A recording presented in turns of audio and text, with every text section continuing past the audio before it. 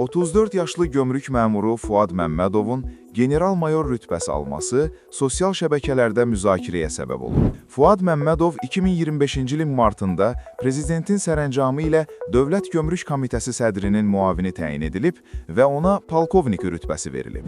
Cəmi 9 ay sonra, 29 yanvar 2026-cı ildə Fuad Məmmədova yeni rütbə, general-mayor rütbəsi verilib.